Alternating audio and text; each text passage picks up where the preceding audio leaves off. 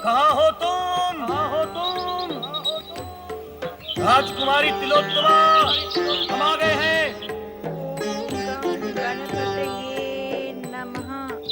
ओम गं गणपतये नमः। ओम गं गणपतये नमः। ओम गं गणपतये नमः। ओम गं गणपतये नमः। ओम गं गणपतये नमः। ओम गं गणपतये नमः।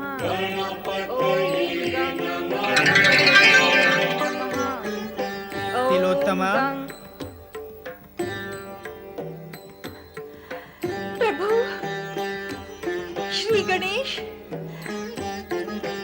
मैं आपकी शरण में हूँ प्रभु। मेरी रक्षा करें भगवान, मेरी रक्षा करें। चिंता न करो तिलोत्तमा, हम सदा तुम्हारी रक्षा करेंगे। परंतु हमारी माता देवी शक्ति के वरदान के अनुसार तुम्हें मदासुर से ही विवाह करना होगा, जो इस समय अदृश्य रूप से यहाँ उपस्थित हैं। मदासुर? क्या मुझे एक असुर से विवाह करना होगा? तुम्हें भयभीत होने की कोई आवश्यकता नहीं है तिलोत्तमा। राज उद्यान में तुमसे मिलने वाला ये असुर अन्य असुरों से भिन्न प्रकार का है। ये महर्षि च्यवन का दृष्टिपुत्र है तथा श्रृंगार रस से इसकी उत्पत्ति हुई है।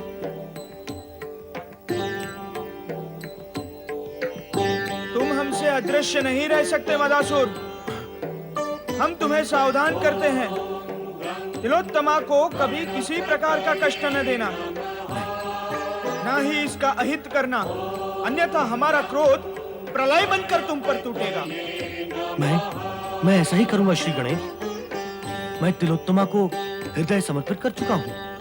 मैं इसे सदा सुखी रखूंगा, इसे कभी कष्ट नहीं दूंगा।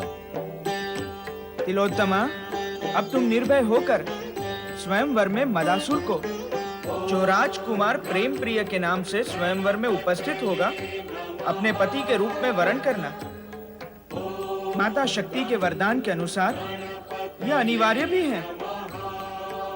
हम माता के वरदान में कोई हस्तक्षेप नहीं कर सकते, परंतु विश्वास रखो, हम सदा तुम्हारी सहायता करेंगे।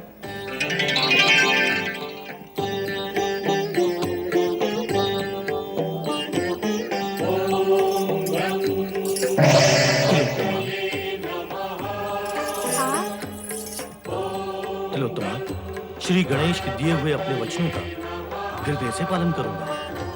अब मुझे ज्ञात हो चुका है कि श्री गणेश माता शक्ति के ही पुत्र हैं। अब मैं ऐसा कोई भी कार्य नहीं करूंगा जिससे वे रुष्ट हों। पुत्री,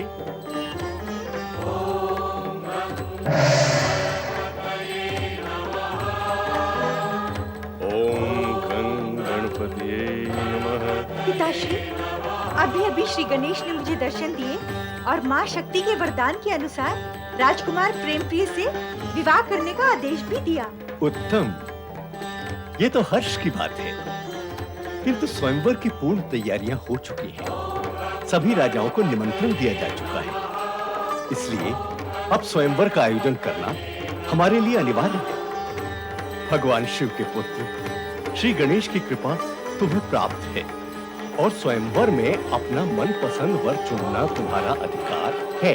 अतः तुम राजकुमार प्रेम प्रिय के गले में वरमाला डालकर श्री गणेश का आदेश पूर्ण करो। ओम नमः शिवाय।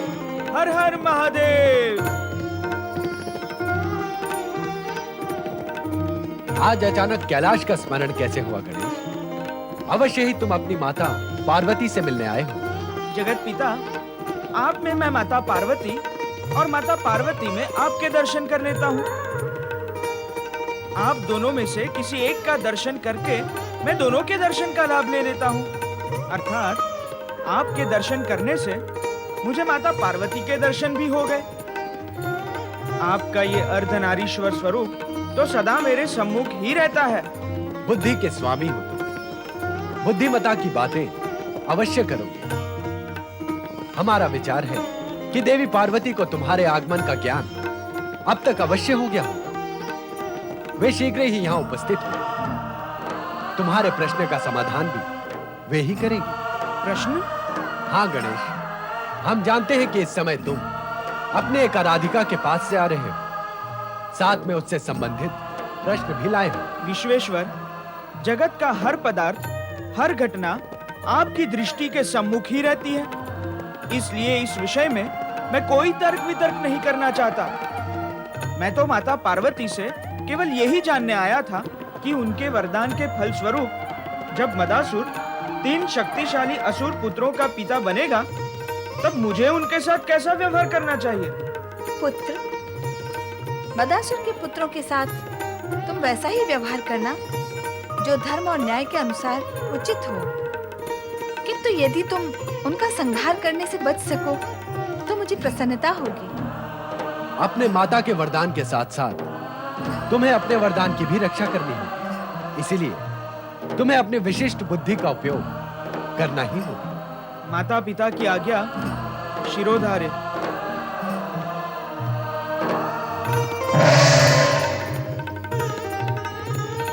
देवी, तुम चिंतित ना हो। पुत्र गणेश जो भी कार्य करेगा उससे मदासुर का अहित अमंगल नहीं, अपितु मंगल ही मंगल होगा। राजकुमारी तिलोत्तमा पधार रही है।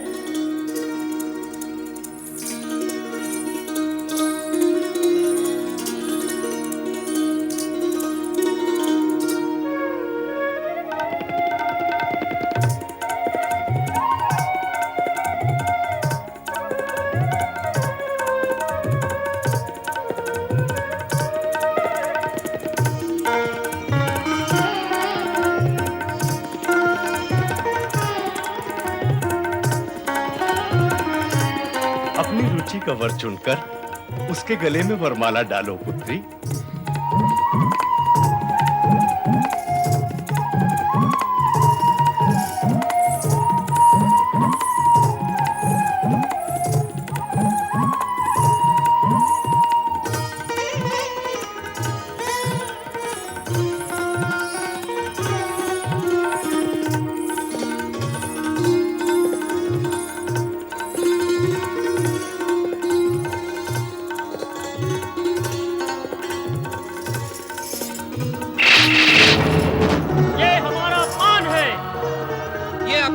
कभी सहन नहीं करेंगे।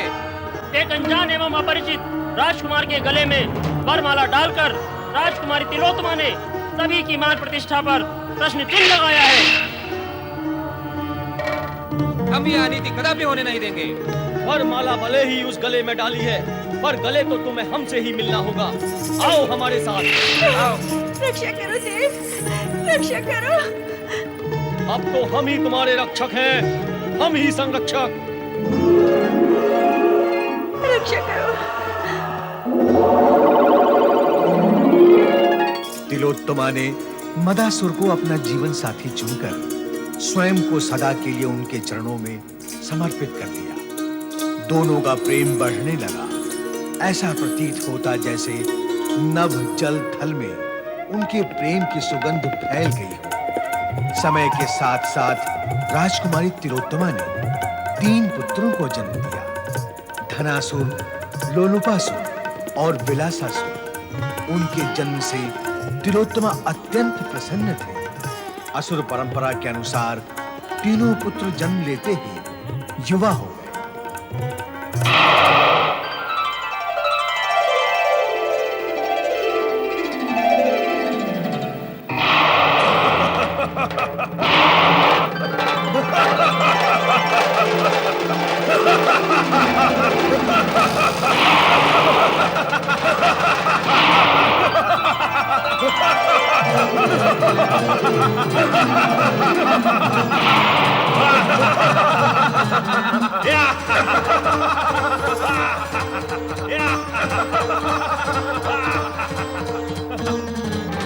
पिताश्री प्रणाम। पुत्र धनासुर, लोलुपासुर, विलासासुर, मेरे प्रिय पुत्रों, माताश्री प्रणाम। विलासासुर, लोलुपासुर, पुत्र धनासुर।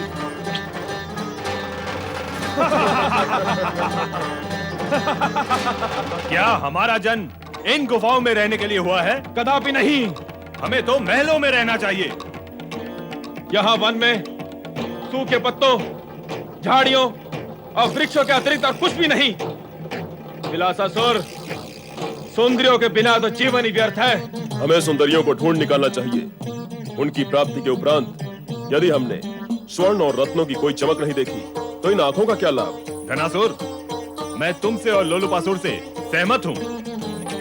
हमें महल, सुंदरियां तथा स्वर्ण रत्न आदि की प्राप्ति के लिए शक्ति का प्रयोग करना होगा। हाँ विलासासुर, बल प्रयोग करके ही हम अपार संपत्ति संचित कर सकते हैं। यदि सुख प्राप्ति के लिए हमें शक्ति का ही प्रयोग करना है तो अब विलंब क्यों? आप सुन रहे हैं स्वामी, हमारे पुत्रों के विचार किस दिशा में जा रहे हैं? भैया विलासासुर, हमें जो भी करना है शीघ्र कर लेना चाहिए। हाँ भैया, महल, सुंदरियां, स्वर्ण, रत्नादि यदि हमें प्राप्त करने ही हैं, तो विलंब करने से वो जितने दिन हमें प्राप्त नहीं होंगे, हम उसके सुख से उतने ही वंचित रहेंगे। बड़े और भौतिक सुख प्राप्त करने के लिए बड़े अन्याय और बड़ी अनीति करनी पड़ती है। विलासासुर, उसके लिए तो हम तीनों तैयार ही हैं। हमें जो भी करना होगा हम करेंगे। अन्याय और अनीति करेंगे तो सुख और संपदा भी तो प्राप्त करेंगे। नाथ, हमें अपने पुत्रों को समझाना चाहिए कि ये आसुरी वृत्ति अपनाकर अन्याय व अनीति न करें। तिलोत्तमा, देवी शक्ति के वरदान से प्राप्त हमारे ये तीनों पुत्र अत्यधिक शक्तिशाली हैं, इसलिए ये अपनी शक्ति का प्रयोग अवश्य करेंगे। इन्हें समझाना व्यर्थ होगा। दैत्य गुरु की जय हो। बंद करो ये अपना व्यर्थ कलाप। क्यों जय बोलते हो? किस लिए बोलते हो? हृदय से बोलते हो अथवा मुझे प्रसन्न करने के लिए? आप इतने रुष्ट क्यों हैं दैत्य गुरु? तुम अनुचित बात करोगे और हमें रुष्ट भी नहीं होने दोगे। तुम्हारा आचरण क्या प्रसन्नता उत्पन्न करने वाला है? मुझसे क्या अपराध हुआ है दैत्य गुरु? अक्षम्य अपराध हुआ है तुमसे। तुम्हारे पुत्रों के जन्म होने की सूचना तक हमें देने की आवश्यकता नहीं समझी तुमने। हम दैत्य गुरु हैं। हमारे कुल में 3 पुत्र जन्म ले और हमें सूचना तक नहीं। क्षमा करें दैत्य गुरु। तीनों पुत्रों की माता तिलोत्तमा नहीं चाहती थी कि आपको सूचित किया जाए। क्यों नहीं चाहती थी? पति की इच्छा के सम्मुख पत्नी की इच्छा का अर्थ ही क्या होता है? कहो, क्यों नहीं चाहती थी हमें सूचित करना? इसलिए कि इसके तीनों पुत्र कहीं आसुरी वृत्ति ना अपना ले। तिलोत्तमा, तुम एक असुर की पत्नी तथा शक्तिशाली पुत्रों की माता हो। हम असुरों के गुरु हैं। ऐसे में यदि तुमने असुरों की आसुरी शक्ति की वृद्धि में अवरोध उत्पन्न किया अथवा विरोध किया, तो हम तुम्हें मार्ग से हटाने में कदापि संकोच अथवा विचार नहीं करेंगे। मुझे मृत्यु का भय न दिखाए दैत्य गुरु। सदाचार मार्ग के पक्षधरों को मृत्यु का भय कभी होता भी नहीं। मृत्यु से भयभीत होते हैं दुराचारी। मैं तो अपने पुत्रों को सदाचार के मार्ग पर ले जाना चाहती हूँ। असुर की पत्नी और असुरों की माता सदाचार की बातें करती है। दुराचारी तो असुरगण और देवगण में भी होते हैं, तो फिर क्या असुरों में सदाचारी नहीं हो सकते?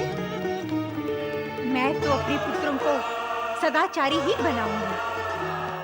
मैंने अपने आराध्य श्री गणेश को वचन दिया है। ऐसा कदापि नहीं हो सकता। कदापि नहीं हो सकता। हम तुम्हारे तीनों पुत्रों को ऐसी आसुरी शक्ति से पूर्ण करेंगे जिसके चमत्कार को देखकर जगत चकित हो जाएगा।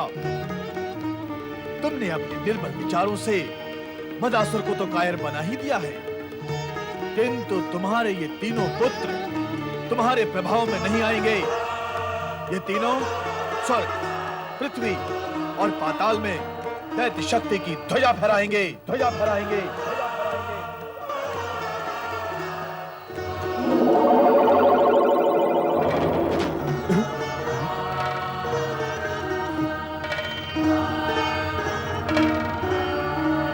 गुरु की जय। अब तुम तीनों हमारे आश्रम चलो। हम तुम्हें वो सब प्रदान करेंगे जिसके तुम इच्छुक हो। हमारे साथ चलने और आसुरी वृत्ति अपनाने से ही भौतिक इच्छाएं पूर्ण होंगी। आओ हमारे साथ। ये क्या हो रहा है स्वामी? ये क्या हो रहा है? माता पिता के जीवित होते हुए पुत्र को मार्ग पर जा रहे हैं। सदाचार पर दुराचार की विजय हो रही है। शुक्राचार्य, शुक्राचार्य मेरे पुत्रों को ले गए, मेरे पुत्रों को ले गए। स्वामी नारायण नारायण नारायण भजमन नारायण नारायण नारायण ना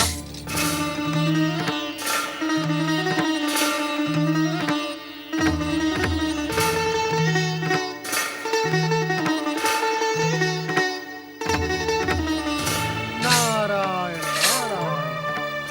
अत्याचार, अनाचार, पापाचार और दुराचार के भंडार अब और भरेंगे।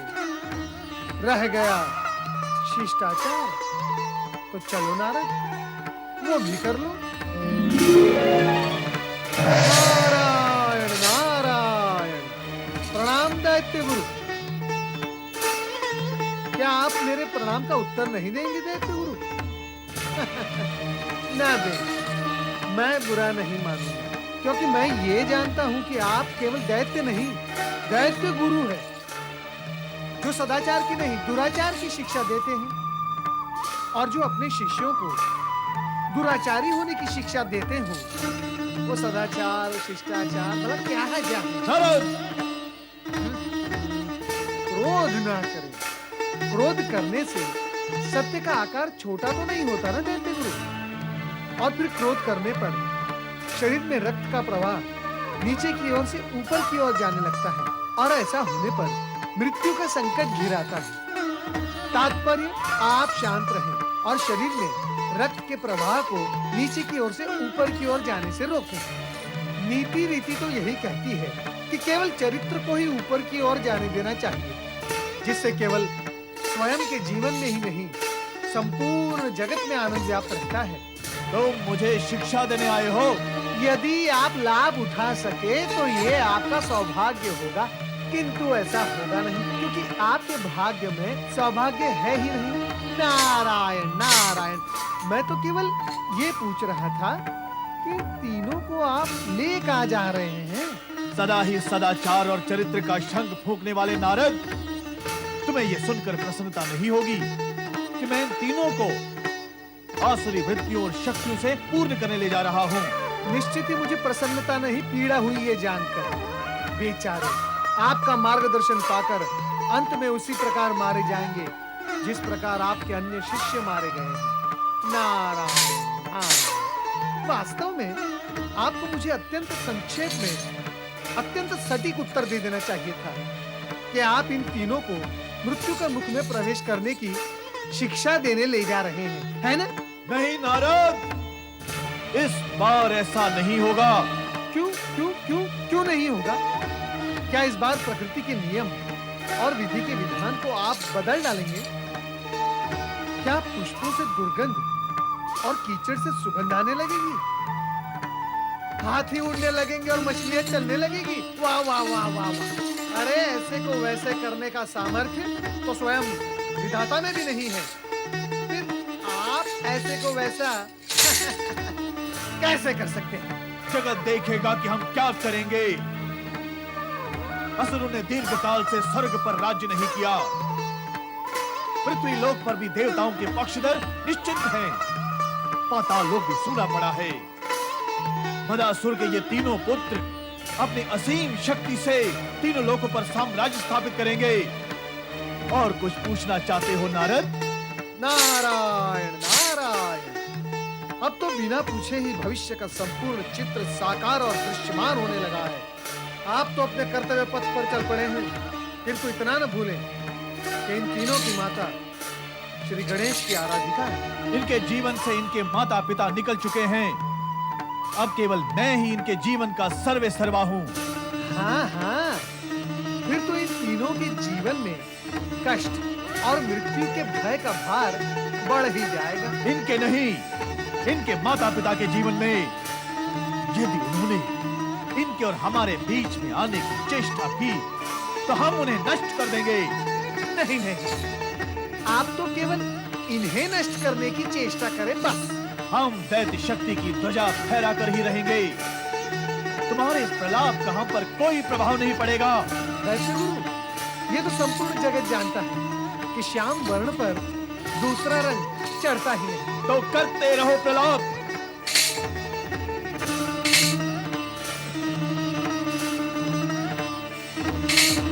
नारायण नारायण। दैत्य गुरु, आप दैत्य शक्ति निर्माण करो, देव गुरु दिव्य शक्ति निर्माण कर लेंगे।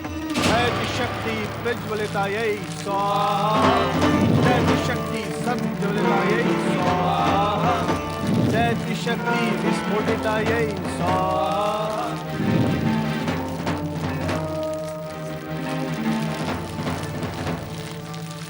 दैत्य शक्ति विजयी भव।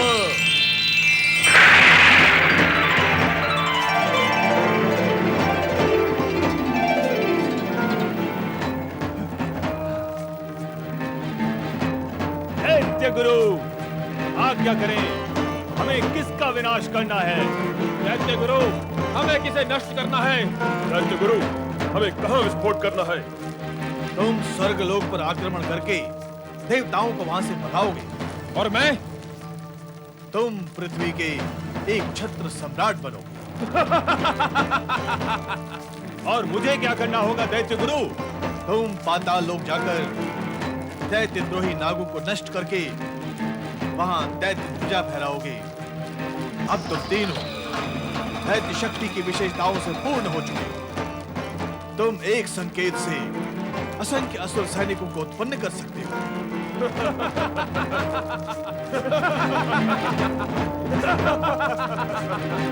आपकी आज्ञा पूर्ण करने के लिए मैं चला स्वर्ग लोक की ओर। प्रणाम दैत्य गुरु। और मैं चला पृथ्वीवासियों की ओर दैत्य गुरु, प्रणाम। और मैं चला पाताल लोक नागों का दमन करने, प्रणाम।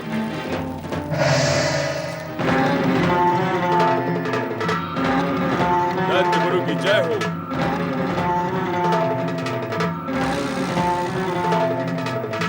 असुर सेना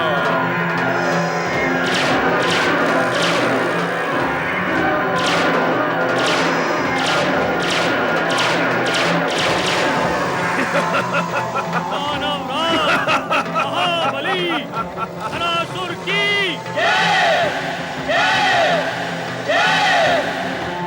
मेरे असुर सैनिकों, चलो स्वर्ग की ओर।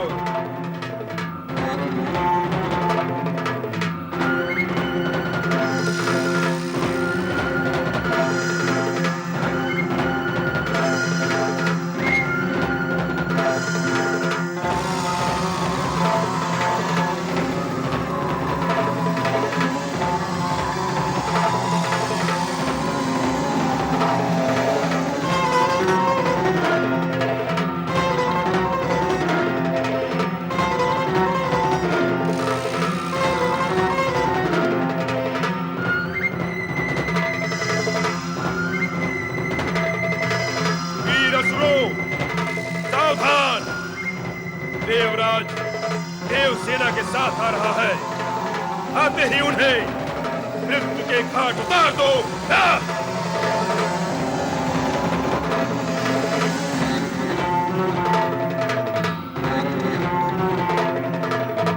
ओ धनासुर, यदि जीवन चाहता है तो विचार कर अपने पूर्वज असुरों का। तारकासुर से लेकर वृत्रासुर तक जिसने भी स्वर्ग पर आक्रमण किया, वे सभी मृत्यु के घाट पर तेरी राह देख रहे हैं। सोच ले। अरे ओ घमंडी इंद्र, सुन, तेरी मृत्यु का घंट बज रहा है। मैं आज तेरे टुकड़े टुकड़े करके सदा सदा के लिए धरती में गाड़ दूंगा।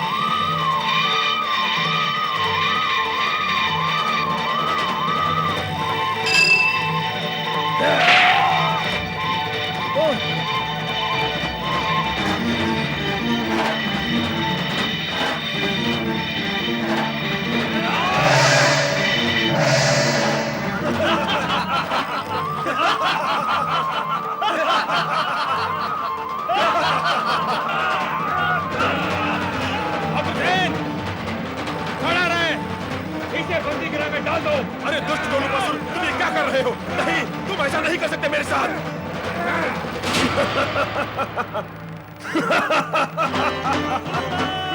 महाबली हरासुर की जय। स्वर्गाधिपति महाबली हरासुर की जय। असुरराज महाबली हरासुर की जय। दानवराज महाबली लोलुपासुर की जय। पृथ्वी सम्राट लोलुपासुर की जय। मैं लोलुपासुर पृथ्वी का एकमात्र सम्राट हूँ। पृथ्वी का जो राजा हमारे अधिपति को अस्वीकार करेगा वो सीधा यमलोक पहुंचा दिया जाएगा। बस महापराक्रमी असुर राज विलासासुर की जय। पाताल सम्राट विलासासुर की जय।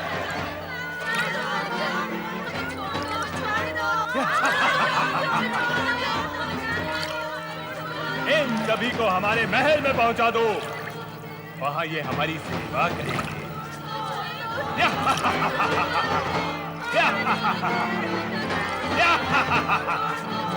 ले जाओ इन्हें।